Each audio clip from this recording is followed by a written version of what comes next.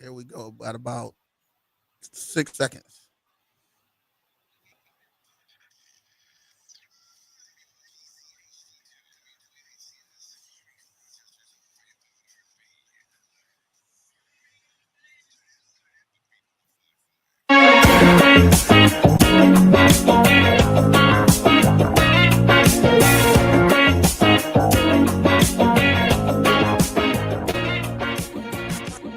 You already know, man. It's Deion Dawkins, and you listening to the Real Deal Sports Show on the Beat 105.5. Hey, good morning, everybody. The Radman back with you, coming loud through your speakers for the Real Deal Sports Show on this Saturday, August 23rd, 2025. Preseason is almost wrapping up. Unbelievable how this preseason is going. The Buffalo Bills versus the Tampa Bay Buccaneers coming up tonight from Tampa, Florida. And what I hope, I almost guarantee you, we're going to see the Bills give a better effort than they gave last week. I'm still looking at these stats. I still got the stats that they give you after the game. I was in Chicago for the game. Man, the boat cruise was a much better event than going to the game. Unbelievable how the Bills did not show up last week. The boat cruise was more exciting, going through, seeing the tour of the architecture of the city of Chicago, downtown Chicago. Beautiful cruise, excellent time on there. They took care of you well, definitely with those beef ribs, which really was more like a pot roast, which was and the garlic mashed potato. Man, they threw it down on the cruise. But the Bills seemed like they had pot roast and mashed potatoes before the game because they were very sluggish, very uninspired football game. Chicago had the ball for 39 minutes and 12 seconds, while the Bills only had it for 20 minutes and 48 seconds, almost double the time. And that's what it looked like on TV. They're just a total onslaught of the Chicago Bears trying to prove themselves that they're going to be a legit contender this upcoming season. The big problem I have with the Bills right now is defensively. They're really having a problem on the defensive side of the football. The safety position is a glaring. You had DeMar Hamlin and you had Cole Bishop start. I'm looking at my final defensive stats for the game. Jordan Hancock led the entire defensive unit with 5 tackles, 3 assists, and 8 combined, for a total of 8 combined tackles, being involved in 8 tackles. And he had 5 of them, 3 solo, 3 with assisted, meaning he assisted other people in tackling somebody, for a total of 8. DeMar Hamlin had 1 tackle, 1 assist, for a total of 2 combined. Cole Bishop had 1 tackle, no assists, just 1 tackle. Everything else on the sheet is donuts as you go across the board. You can't have safeties. Cole Bishop seemed lost, worse than a ball in high weeds. He just seems to be not knowing where to be, where he should be at on the football field, and he looks to be slow too. He's like 2 or 3 steps behind the play. You see your cornerback get burnt. Cole Bishop needs to get over there and help out. The Bears ran the same play, the fake to the running back, the rollout, and they throw the ball down the field to the tight end, who seemed to be wide open on every play. And then on the 36-yard touchdown pass that Khalid Williams threw on that opening drive, horrible tackling by DeMar Hamlin. DeMar Hamlin gets there late every time. He's about a step or 2 short, and then he can't wrap nobody up. He doesn't bring the thunder. He doesn't bring the power. He doesn't bring the pain. All he does is just lets the guy breaks the tackle and walk into the end zone. You remember the last time we saw DeMar Hamlin in a very important game, which was the AFC Championship game. I think that was a real important game. What did you see DeMar Hamlin do in that game?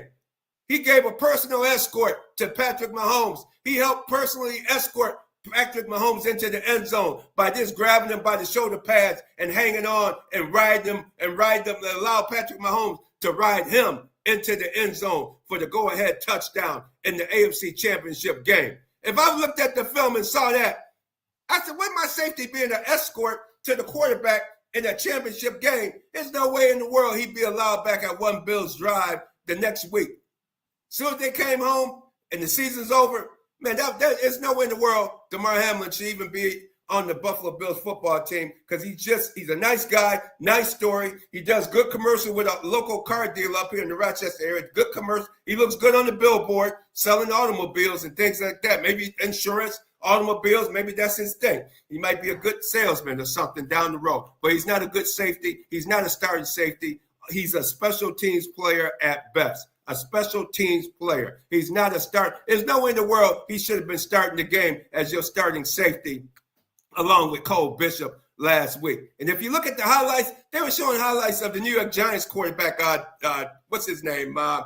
Paxton. Paxton Dart. They showed highlights of the Giants. And then in the highlights, they happened to show, of course, his touchdown he threw against the Bills right out there in Orchard Park.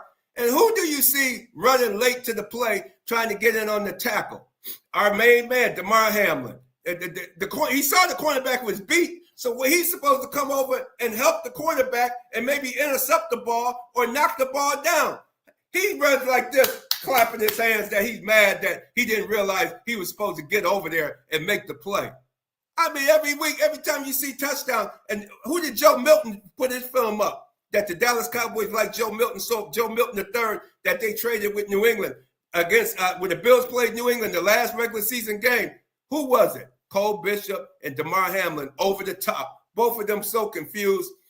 Joe Milton III threw a laser over their heads to a wide open wide receiver that walked in for a touchdown. I don't know what Brandon Beane and head coach Sean McDermott like with guys. They hang on to guys sentimentally. They like guys. They stay with them way too long. You got to let guys do like the Philadelphia Eagles. Get guys in, get them out, bring in some fresh guys to replace guys before the contract comes up. Or if you're going to pay the guy, you pay him. But in this case, there's no question here. This guy, Damar Hamlin, should have never even been brought back on the team. He shouldn't have been on the team last season, quite frankly. Come on. Cole Bishop, he's a second-round draft pick. I don't know what it is with Brandon Beane. He can't seem to get the top 1 through 3, first, second, and third round. He can't seem to get it right. He has a hard time with that. And hey, everybody criticizes Doug Whaley. You go back to that last draft that Doug Whaley had with the Buffalo Bills. He brought you Deion Dawkins, all-pro. Matt Milano, all-pro. Tre'Davious White, all-pro. Hey, man, say what you want about Doug Whaley. Doug Whaley produced in the first 3 rounds of the NFL draft. And if he wouldn't have been talked out of it, as he said later, he was talked out of by Sean McDermott not to draft Patrick Mahomes in that draft. They talked him out. He didn't want a running quarterback. Sean McDermott said, we want a quarterback to stay in the pocket. We don't want a running quarterback. So he traded down. He traded out. He traded with Kansas City. Kansas City picks Patrick Mahomes. The Bills picked Tre'Davious White. We see how that worked out for Kansas City with Patrick Mahomes. So don't give Doug Whaley. Hey, guys, media, Western New York, Doug Whaley did a hell of a job. And he still got guys playing in the National Football League from his drafts with the Buffalo Bills. So the guys on other teams around the league are still playing. But for some reason, Brandon Beane can't get that first 2 or 3 rounds correct. Tremaine Edmonds, I thought they should have kept Tremaine Edmonds. I thought that was a good pick. Obviously, the big pick with Josh Allen. But after Josh Allen, you can't see where these picks are coming from. Cole Bishop's a second-round pick out of Utah. Why wouldn't you go to Georgia? Why wouldn't you go to the Southeastern Conference where they play real football and draft a safety from there, like the Eagles? 7 of their 11 defensive players come from the University of Georgia. Buffalo had a safety that they were grooming to be a safety for the Bills. They allowed the Eagles to pick him off of their practice squad last season, and he ended up getting a Super Bowl ring with the with the Philadelphia Eagles. And I asked him, I asked McDermott on this show that read the tape. I said, McDermott, why wouldn't you protect the guy and put him on the active roster? Why wouldn't you put him on the active roster? And maybe we just didn't have room for him. It just didn't work out. I said, what are you talking about? I'm saying to myself, get rid of Damar Hamlin right away. Get rid of somebody and put that kid on the active roster. Get rid of somebody. But you allowed the Eagles to pick him off your draft, and now he's playing and starting with the Eagles and got him a ring last year. It's just, hey, it's the reason why the Bills are in the state that they are at times. Yeah, they're 5-time division champions, but it's the reason why they're not getting it done. And the defense, and every time they lose in the playoffs, it's the defense. I gotta give it to Josh Allen. I was a strong critic, negative critic about Josh Allen, but he went on, put his time in during the offseason, stepped his game up. Every time Josh Allen leaves the field, the Bills are winning. It's the defense that loses the games. And now we're looking in dire straits at the safety position. We might have to go to Cleveland. We're going to go to Cleveland right now. Let me calm down. We go to Cleveland and deal with some of their issues and concerns down in Cleveland, Ohio with the Cleveland, because I'm hot.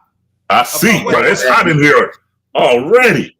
But man, I got to sound the alarm, y'all. Brace yourself, man. That Radman rant, that was something intense. He just locked in. I saw the look in his eyes. I said, all right, let me put my seatbelt on. Let me get my safety vest. Let me get my water wings so I can stay afloat for that Radman rant. Keep cooking, Radman. It introduced our guest that we have here since we're going to good old Cleveland. Yeah, we're going to go to Cleveland and see about their situation. J-GILLZ, welcome back. J-GILLZ is back with us this week. But Will knows, the man that knows it all about the Cleveland Cavaliers and the Cleveland Browns and the Ohio State football team, what's going on with them. Let's go straight to Cleveland, Ohio. Willie, welcome back to Real Deal Sports Show. How you doing this morning? Gentlemen, I'm good. Thank you for having me. How are you? Good. Could be better after the debacle and what I saw in Chicago last week. The prime rib was the best part of the trip, and the garlic mashed potatoes and the asparagus and the olive oil that they had. Oh, man, that was the best part of the trip, man. Understood. Get doubled to get blown out 38-0. Oh, man, unbelievable for an NFL team to get blown out like that in preseason. But what's going on in Cleveland? What do you expect to take place with this last preseason game? Joe Flacco's going to start. Everybody's going to get a quarter. So he'll get about 25 to 30 snaps, followed by Dylan Gabriel. Third quarter, Shedeur Sanders, and then Stu Huntley finishes up in the fourth. Okay. And what's the atmosphere there? What are the people? What are they clamoring? Are they happy that Flacco's going to start, or what's the atmosphere going on in Cleveland? Yeah, it's been a foregone conclusion. Joe Flacco's the starter. I mean, he's here to start, not necessarily to finish. And so, the rookies, of course, is Shedeur 24/7. Here, not only in Cleveland but in Ohio. But at the end of the day, you have a 40-year-old veteran, a Super Bowl MVP on your roster. He's going to get the first shot. Now, the goal coming into camp was to have Kenny Pickett showcased, because the goal was to move him, and the goal is still to move him. But he's been out now pretty much virtually all camp with a hamstring injury. So now, the possibility of keeping 4 quarterbacks for the final 53 is strong. He possibly still could get moved after cut down day on Tuesday. But I mean, the court of public opinion is perfect timing. Shedeur Sanders, number 12, all day, every day. Oh wow, that's so. Shedeur Sanders, he looked good in the limited time of playing. J-GILLZ, you have a question? Absolutely. And good morning, gentlemen. Man, it's great to be right here back on the Real Deal Sports Show. Make sure to like, comment, and subscribe. My question is this: as I watch, Shedeur Sanders, and I see, him in Cleveland, I see him at the Word Church, I see him at these high schools going in. How has he integrated himself with the fan base, with the community? Have you seen that from Dylan at all, or any of the other quarterbacks? It's what you said. He's endeared himself to the community. I mean, not only that, you've seen those things, but it's also the things that we haven't seen. He talked Thursday, I believe, about bringing high school kids to this game on Saturday. He's like, I haven't talked to anybody about that yet, but hopefully we can get that done. So he's definitely a community-based, community-minded person. I mean, look no further than his father. That's, people get caught up in the glitz and the glamour and the prime, and all that is justified and all that is true. However, you have to look at the total package. And as far as any other players involving themselves in the community, yes, they have a great, strong community relations program. So players do involve themselves in the community, but, Shedeur comes, a lot of people complain about it. A lot of people term it as He's bringing the circus to town. But as I remind colleagues all the time, we work in media, we work around cameras and microphones all the time. So this shouldn't be anything new or anything strange that cameras and microphones are around. So, and I don't understand how the young man he took a pay cut. Not really a pay cut, but when you get drafted in the 6th round, obviously the implications on the contract is what it is. But to come in there still humbly, to come in there, even integrating himself so well in the community, and to still get the disrespect from the general manager, from the coaches to be on the 4th string, I just don't understand that at all. The last time I saw him in preseason, he looked like the better quarterback on the team. Yeah, I'll say this. I wouldn't say the general manager Andrew Berry is disrespecting him or the coaches. I think a lot of people get caught up in reps. Who's taking 4th string reps in Buffalo, George? Right. Yeah, I mean, that's a good question. That's a good question. You see what I'm saying? So because it's Shedeur, it's the microscope is upon him, and it's like he's getting reps. At the end of the day, he's getting reps. He never was brought here to start Week 1, September 7th against Cincinnati. Neither was Dillon Gabriel, but Dillon's going with the ones. He's getting the reps. The fact of the matter is, when he gets the reps, and this is something that has been reported, he's not getting the 1 reps, but when he gets his reps, Kevin Stefanski is standing right behind him. So what quote unquote 4th string quarterback has the head coach standing right behind him as he takes his reps, interacting with him after each rep? So I think the fact of the matter is, he's a rookie. He's a 5th round pick. He was picked 144. That's a whole other story. We could discuss that. That should never have been. However, at this point, he's in the league. And, at this point, at some point in the 2025 season, he will get to play. Joe Flacco's the starter. At some point, I would venture to say between weeks 8 and 11, you'll see Shedeur Sanders on the field. But, how he got here and the story is great, but he's here now. Let's see how he progresses going forward. How many quarterbacks do you think they're going to keep? As well. Oh, go ahead. Go ahead with your question.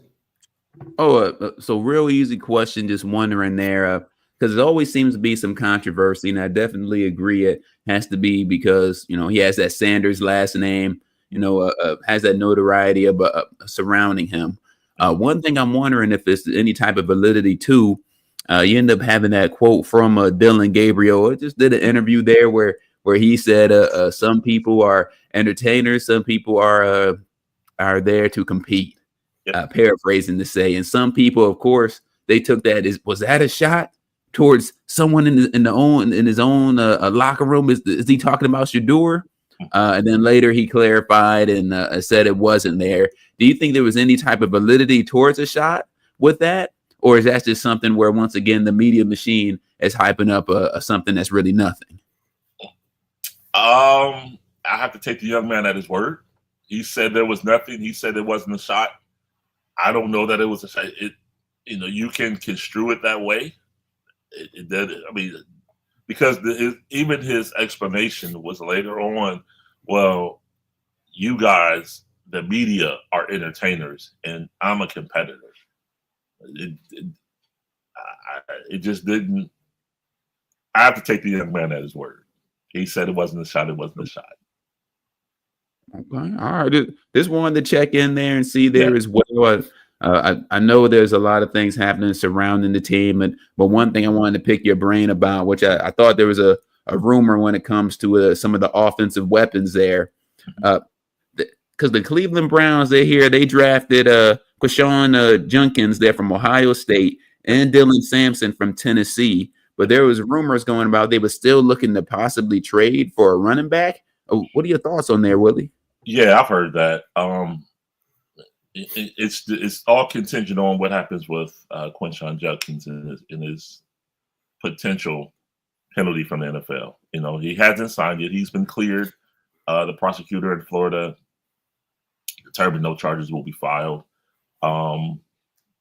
He has yet to be signed to his contract. The Browns are working with the league, investigating, trying to find out exactly what, if any, the penalty will be from the NFL. Do I see them trading for a running back? I don't know if it'll necessarily be a trade. I mean, it's cut down weekend. I mean, you guys know that. For the next 10 to 14 days, 32 rosters are going to be moving parts all over the league. So it's possible. Could they pick up a running back? And if they do, I wouldn't say it's indicative of their thoughts on Quinshon Judkins. They like Quinshon Judkins a lot. Unfortunately, he got caught up in an off the field scenario that wasn't good for him. But they have injuries at the running back position. Jerome Ford is coming back off an injury. They do have the rookie Dylan Sampson. Pierre Strong is there. They have some undrafted guys as well. So it would be a scenario. I wouldn't take it as if, in fact, they bring in a running back, it's an indictment on Quinshon Judkins. It's just they're looking for the best 53 for that time. Yes. And Morris Thompson on the Beltway. Welcome to the show, Morris. As always, listen to the show. Morris says the Browns don't have a front line to keep any quarterback safe. Is that true? Is that a true statement, Willie? Well, they have an aging offensive line. Their guards, Joe Patonio pretty much almost had to be convinced to come back this year. And I believe this is year 13 for him. Wyatt Teller at the other guard. DeJuan Jones in his third year has to make the next step at left tackle. He's the former fourth-round pick out of the Ohio State University.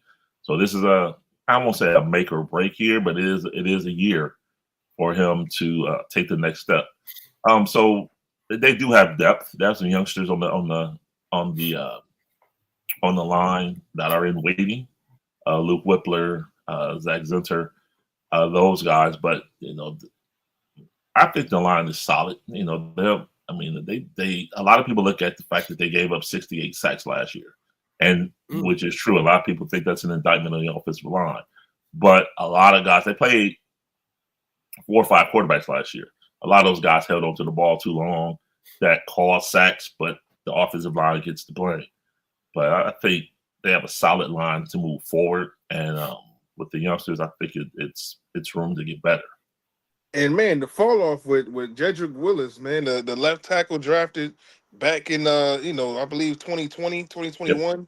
Yep. He started out, we thought he was going to be a Hall of Fame career, Tristan Wirfs in that draft, and then the injuries just to have him. Do you think he'll ever make a comeback to the NFL? Yeah, I think he will. But you just said it was the injuries. It was the injuries. He was hurt almost every year he was in Cleveland. And a lot of times he played through. And, it's admirable on one hand to say, yeah, he played through the injuries, but it was also detrimental to him because he never got healthy and he caused more injuries, and now he's not there. So do I think he'll ever get another shot in the league? I mean, it's 31 other teams. I definitely think he'll get a shot. But because he was the 10th player picked in his draft, I mean, he didn't meet the expectations that come with a top 10 pick. I'll say that. Absolutely. And on the defensive side, can they stop anybody? Is that going to be the dominant force? Myles Garrett and the crew? Yeah, that is the dominant force. I mean, Myles Garrett is, he's 13 sacks walking minimum. So that's not going to be a problem. I will say this in camp, the defense did take a hit. MJ Emerson. Talented young corner towards Achilles early in camp. He's out for the season. That caused a little bit of shuffling in the defensive backfield. And I hate it for him because he's on the last year of his rookie deal and was really, really looking to take the next step. So, perfectly he'll be able to recover and moving forward. But the defense is fine. I mean, Jim Schwartz and his side of the ball, I don't foresee them having any problems. Now just making sure that other corner spot is locked up. Greg Newsome will move from the nickel back to the outside. And you look at that Cam Mitchell now on that nickel. So for the defense, I think they'll be fine. Linebackers as well. Linebackers are going to be something to watch this year in Cleveland. Wow. So So they got to check. What do you see Cleveland's record? I don't see the National is saying that they're not going to get under First pick in the 500. draft, right, man? First pick in the draft. I will say this.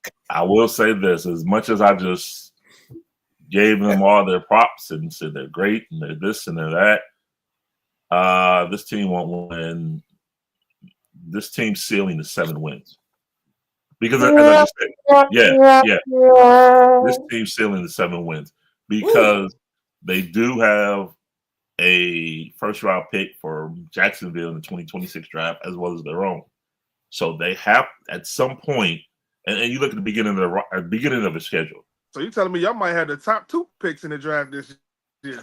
Not at 7 wins, man. 7 wins. That's 10 to 15. That's I don't know, man. Jacksonville and Cleveland, y'all might got 2 top 5 picks coming out, man. But see, and that goes back to they have to look at these rookie quarterbacks because starting out, you have home to Cincinnati, at Baltimore, home to the Packers, then at Detroit, Minnesota and London, at Pittsburgh. God. Oh, wow. So that's why when you hear all these people like Shedeur should start. No, he shouldn't. Not with those first 6 games I just gave you. That's why you have Joe Flacco.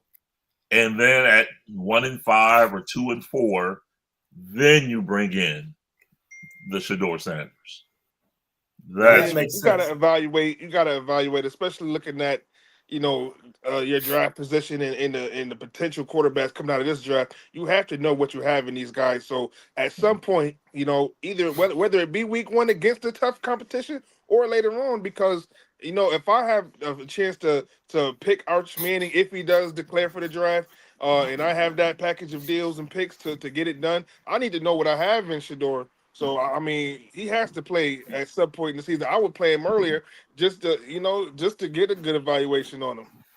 He will, but I won't say early. As I said, those first 5 games he won't play, but mid-season, you should see some 12s out there for sure. You should see 12 out there. You'll see 12s in the stands from day 1. So that makes a lot of sense. Well, now that makes sense why Joe Flacco would. Yeah, that's a hell of a grind right there. The first 5-6 games of the season. Yeah, get through those games with the veteran. Hopefully, Flacco is upright for all of those games, and then bring in the younger guys to see what they can do the second half of the season. Because man, that's a heck of a start. And that's you're in a tough division with the Bengals. Bengals should be interesting to see. Their defense is very shaky, but the Ravens is definitely going to be a problem. The Steelers as well. As a traditional problem for the Browns. So it should be interesting. One player that I must say stands out on the Buffalo Bills is an Ohio State guy, Jordan Hancock. I think he can you tell us a little, you cover Ohio State Buckeyes football. Can you tell us about Jordan Hancock? He could be one of the starting safeties for the Buffalo Bills coming up. Yeah, Jordan here was a do-it-all. Safety. He did it all on that defense. And I heard you when I was backstage. I heard you talking about his 8 tackles against the Bears the other night. I mean, you have a good one. He's solid. I think he got him in the 5th round. Yeah, fourth and fifth round. Yes. Yeah, he's gonna be solid for you guys. He's gonna be solid. He'll make plays. He'll make plays for you for sure. I was gonna ask you also about a local kid here in Columbus, Dwayne Carter. I heard some things about him possibly being on the move. Is that accurate? That he could be moved? I don't think so because they have the Bills right now have Dwayne Carter. Ever since he was great, lit the team on fire before he broke his wrist. He had to have surgery. He came back. He wasn't the same. He was one of the bright spots in the Chicago debacle last week. He played pretty well. I think he's going to make the team. The Bills have Owen Gumby and Hoyt. Those guys are on 6-game suspensions. Those are 2 free agents that the Bills have signed.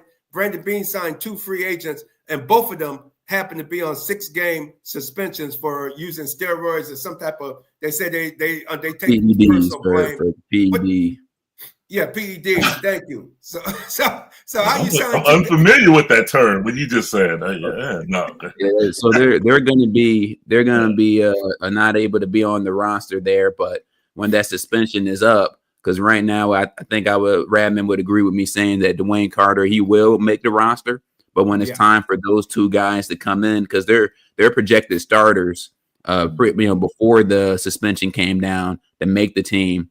But who knows? Maybe later once they come back, we may see some defensive tackles or maybe someone there on the back end of the Bills roster get traded, and then those other guys get added on. So it's a possibility. But as of right now, making that initial 53-man roster, Dwayne Carter will be on the Buffalo Bills.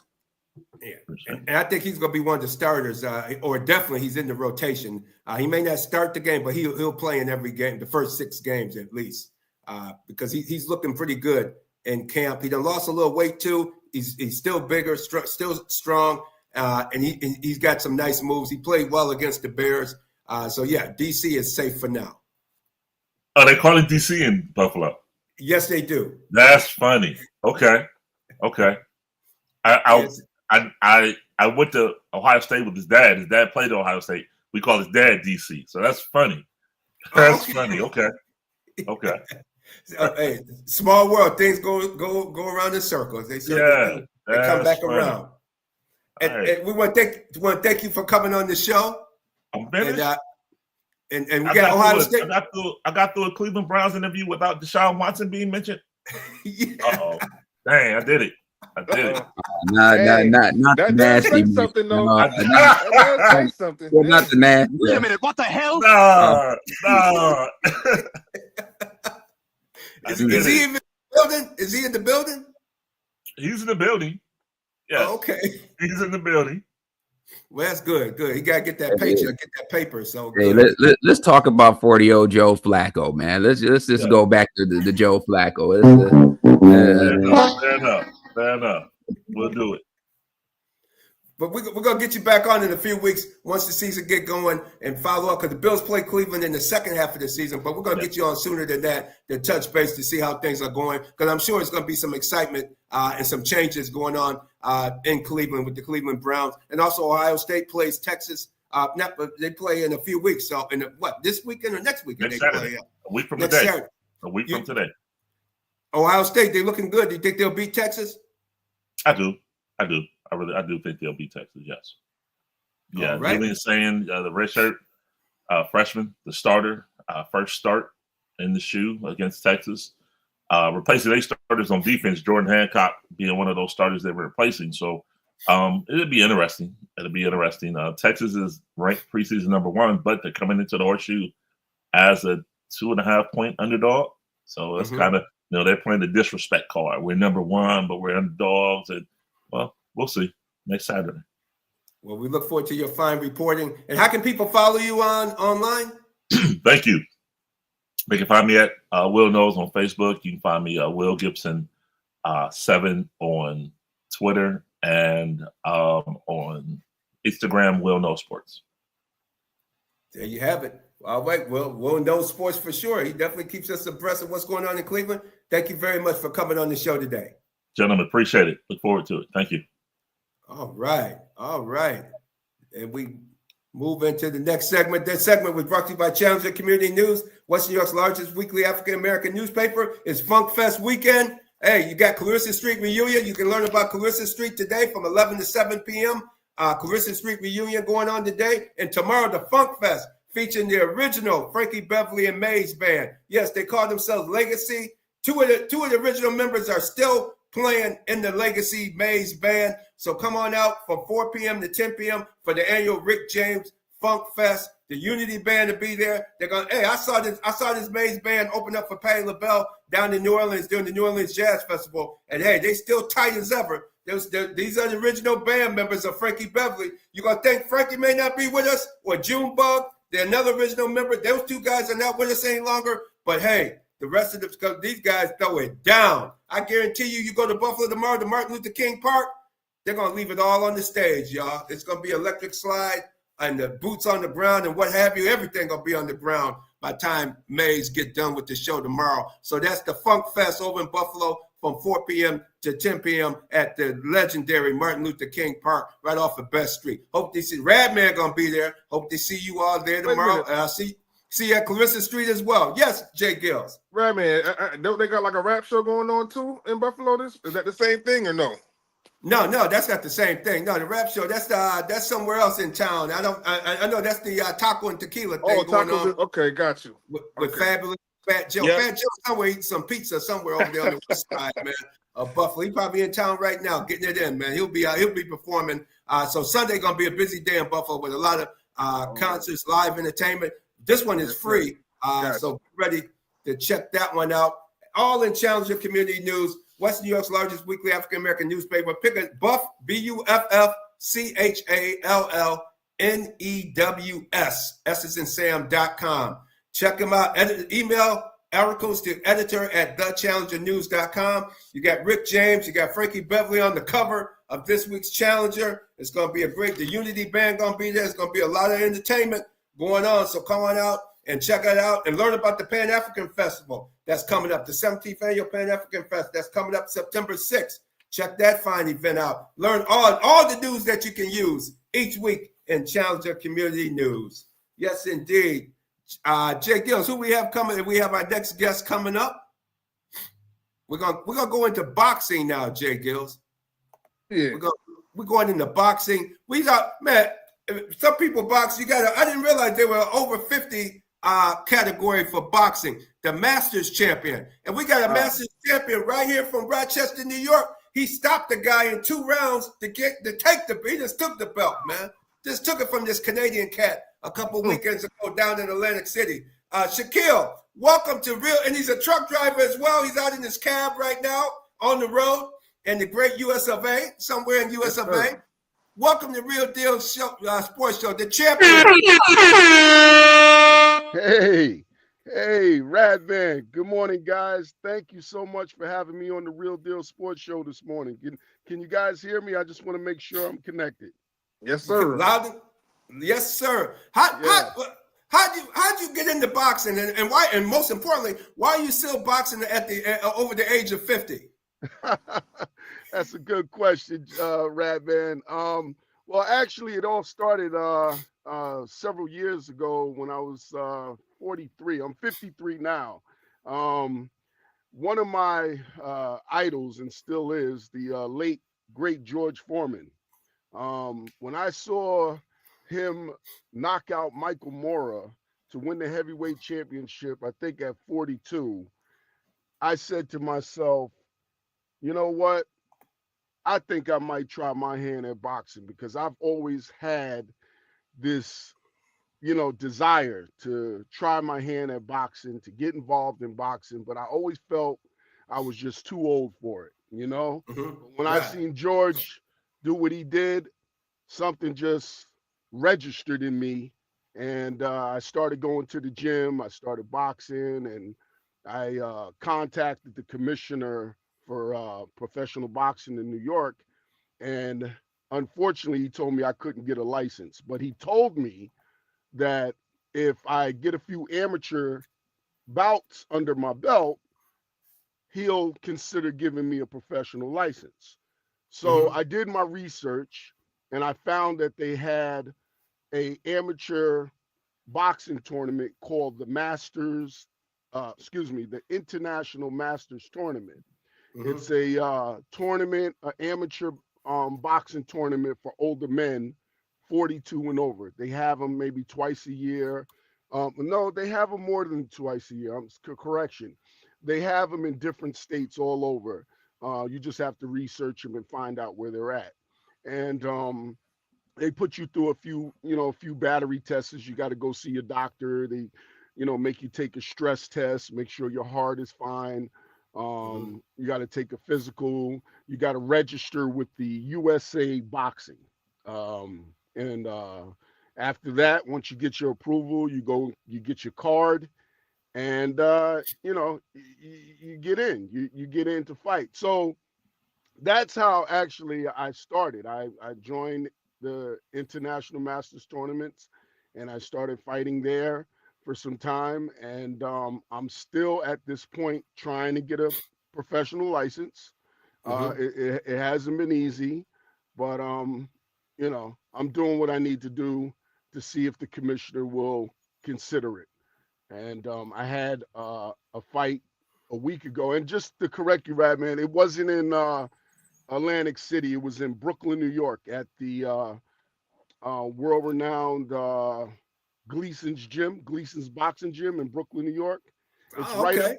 it's right under the Brooklyn Bridge in the Dunbar section, and it was on the 15th and 16th.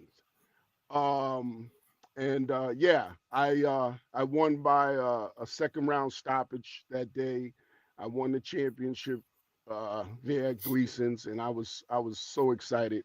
I had a great time there. There were a lot of great fighters. I mean, we have ages up to 72. We had a man there, 72 years old. Really? Yes, 72. Wait a minute, years somebody old fighting that. at 72. I'm not kidding you, man. And he's going to the next Masters tournament in Atlantic City on October 5th. And that's my next fight, by the way, October 5th at Atlantic City. Yeah, this year. Oh, congratulations, Shaquille. Well, how do you're a truck driver by trade? How do you get now? You're on the road, you're on the road right now. We can see you in the cab of your truck. If people watching it on YouTube, like the video, subscribe and comment. Subscribe on YouTube and Facebook. We can see. Please like the show and subscribe to it as well. Sure. How do you train when you're on the road like this? That's a very good question too, Radman. It's not easy. It takes a lot of discipline because again, I'm driving 3,500 miles a week. Okay. Mm-hmm. But I do have to take a 10-hour break every day. So when I take that 10-hour break, I'll get out of my truck.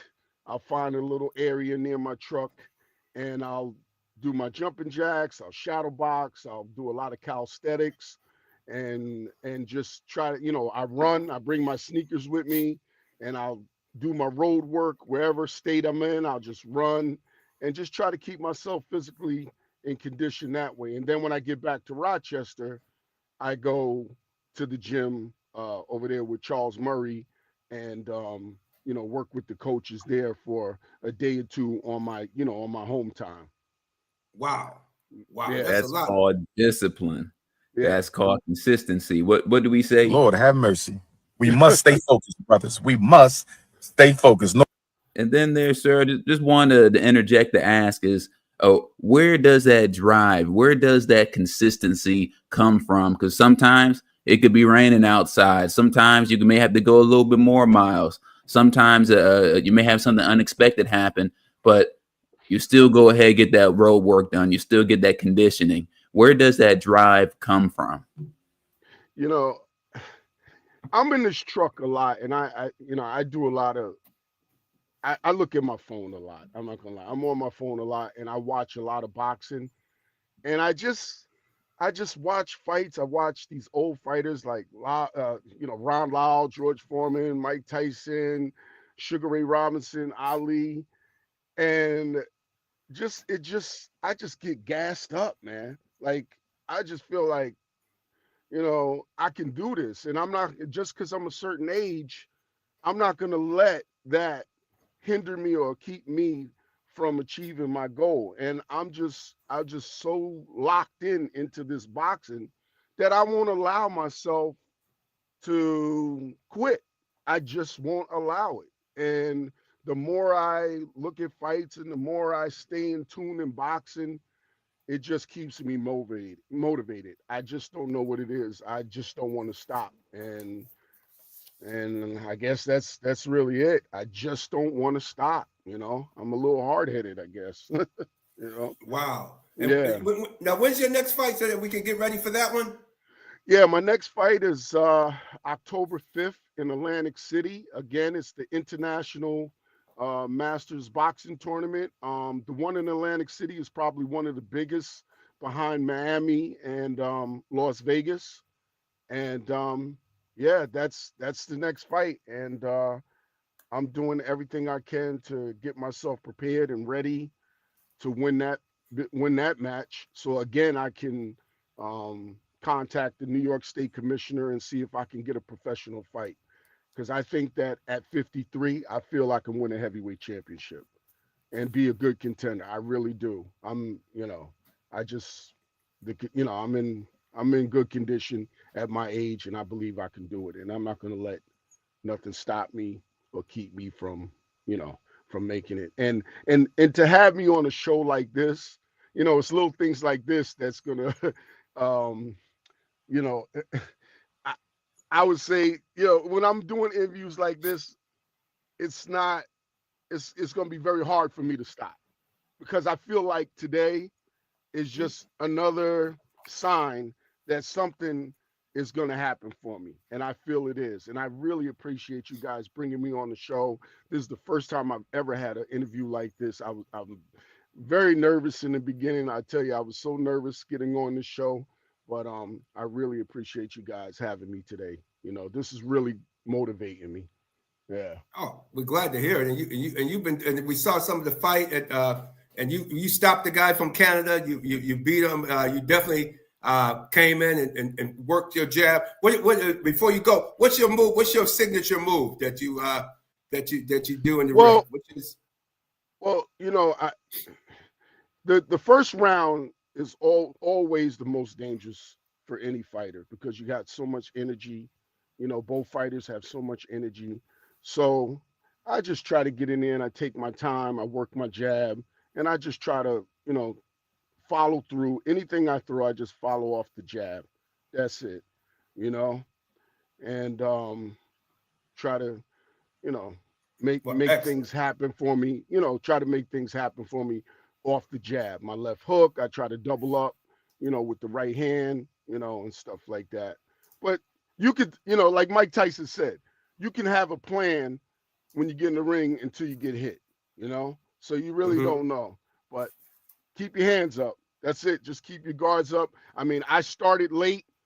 I haven't had a long history in boxing. I haven't been involved in boxing for a long time. I don't have a pro record or anything like that, but I do have a lot of heart. I have a lot of desire, and I want to be heavyweight champ, and whatever it takes, I'm going to do it, and I'm just waiting for that opportunity. And you guys just watch. Watch out for Shaquille the Thrill, because I'm not gonna stop. We're gonna keep an eye on you, and thank you for taking time out of your busy schedule to come on Real Deal Sports Show. And we look forward to having you back in October, probably right before the fight or right after the fight, to get an update on how it goes there in Atlantic City. Good luck to you, Shaquille the Thrill. Okay. All right. Thank you, guys. All righty. Yep. Later. There you have it, Evan. I tell you, a lot going on. The Rochesterian doing well in the over 50 in the Masters division, J-GILLZ. Absolutely. And I just said keep encouraging. There's no age limit on success. There's no age limit on reaching your goals, on setting goals, and there's definitely no age limit on pursuing your passion.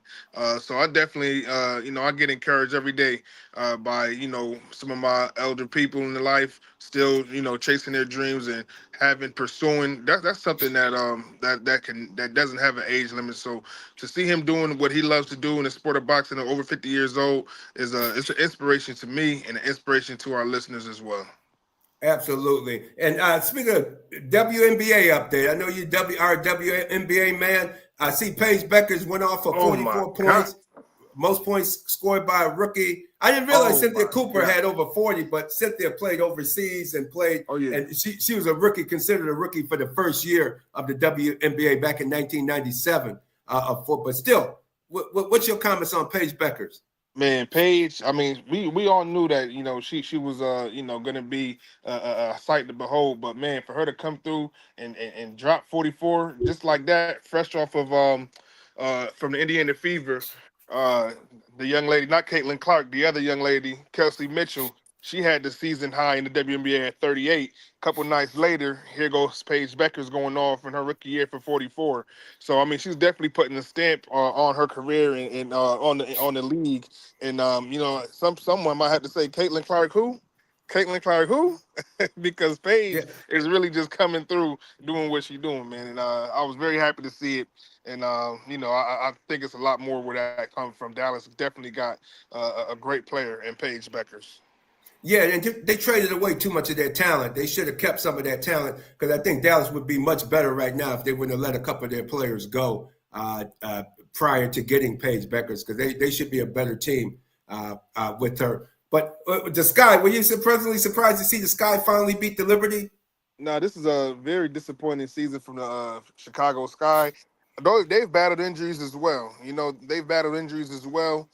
Camila Cardoso having to go back to Brazil for some obligations, and Angel Reese fighting injuries. Although she is back now, I was not happy for what I saw, but I was very surprised at how bad they have been. I think they're one of the top 3 worst teams in the WNBA. And after they fired their head coach Teresa Witherspoon last year, they got this new guy. I thought Coach Witherspoon, I wasn't understanding her in the firing, and then you let her go, and now you're even worse team. So they definitely going to have some explaining to do in that sense. And they've also made some trades to where, they'll have a top 5 pick in this year's upcoming draft. But they clearly, if they would have kept their draft pick from last year, they could have been in the top 2, top 3 picks and got a great guy like an Olivia Miles or the other young lady coming out of Notre Dame. Even Flau'jae Johnson. You could see an Angel Reese and Flau'jae reunion potentially down the road, but they definitely just need some guard help. And I'm not sure exactly what they're doing, but they're going to have to get it together quick. Yes, indeed. And playoffs coming up quickly, too. You're going to have playoffs coming up. Any other team? The Sparks is coming on. Kelsey Plum and them out there in L.A. Yeah, Cameron Brink, Rakia Jackson. When you looking back on the draft, because Cameron Brink, she was injured last year. When we were we were at Barclays Center last year, we thought she was there in attendance. I got a chance to chop it up with her, but that draft that they did last year, getting Rakia Jackson, getting Cameron Brink, now that's the kind of draft that really set them apart. Then making that move, getting Kelsey Plum, yeah, you're definitely looking at the Sparks and saying, wow, they can really be something to watch in these playoffs coming forward. Absolutely. And keep in mind, this segment brought to you by the Advantage Federal Credit Union, AdvantageFCU.org, auto loans, Visa cards, student checking accounts, and much, much more. Remember the Advantage Way, the Advantage Federal Credit Union, and that auto is always at 4.99% and up. Check out 4.99% and up. And J-GILLZ, quick question. What about your auto, home, and life insurance? Where should people go? Oh, man, the Advantage Federal Credit Union, man. Life insurance. Get your life insurance now. Advantage Federal Credit Union. Award-winning Marion Rivera Insurance Agency as well is definitely who you want to go with. Auto, home, health, and again, life insurance. People are going out left and right. Don't matter the age, don't matter the gender, don't matter the race. So definitely leave your family with something. Yes, indeed. 1038 Lyle Avenue or 511 Bean Road, Suite B. Call 585-360-0094. She saved us a hell of a lot of money. I guarantee you, Miriam Rivera Farmers Insurance Agency will save you and your family a hell of a lot of money as well. But saving some money, one thing I want to talk about, someone who's going to make, two gentlemen who's going to make a lot of money, and I definitely got to get BacSpin's perspective on this. Hey, I'm just trying to figure out, but it was announced that Jake Paul versus Gervonta Tank Davis streaming on Netflix over there in the beginning of November of this year, November 14th, an exhibition fight. Now, y'all, man, all I heard when this was announced was this. Tell them to bring me my money. Hey, man, these cats are going to be taking money to the bank. First, Mike Tyson fighting the gloves, throwing his butt during Netflix. Now we got this with Gervonta and Jake Paul. Man, hey, man. I don't want to see no more Jake Paul fight. I don't want to see BacSpin, what are your thoughts? If it's going to look like the Mike Tyson fight, I don't want to see any more Jake Paul fight. I'm sorry. Let that be a commodity for somebody else's entertainment. I was disappointed. Now I knew it was an exhibition fight, but I didn't expect to see Mike pulling his punches and just basically giving this guy the win. I didn't sign up for that. I didn't want to see that, and I thought it was a big disappointment. And I just can't see why Tank Davis would even stoop this low to fight Well, a Jake Paul. this is a difference though, Backspin. Mike was old. Tank is 58. in his prime, Yeah, man. but it's Jake Paul, Hey. and it's not it's entertainment purposes only. That's It's how entertainment. Exhibition. It's entertainment. Exhibition. All I know when it was announced, besides the money, I You was don't like, find that suspicious? Nah, that's I was all about the bag. I It's was all just about like the bag. a little Anything. suspicious, but it's all entertainment at the end of the day, man. It's all. So if I know somebody with some Netflix, I got nothing to do on November the 14th. Oh yeah, let me watch this exhibition, which I'm predicting here. My Radman rant sense is tingling. This may end up resulting in an epic Radman rant come November.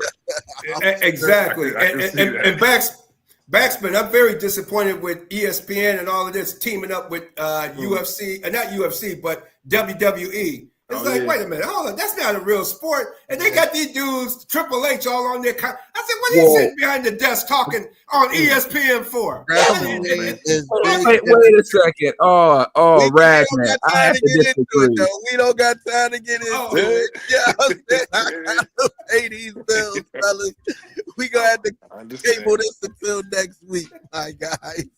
Yes, indeed. That's a lead topic. Yes, Hey, but real quick, hey, I know we gotta go, but hey, Real Deal Fantasy Football, it's about that time. Oh, you already know.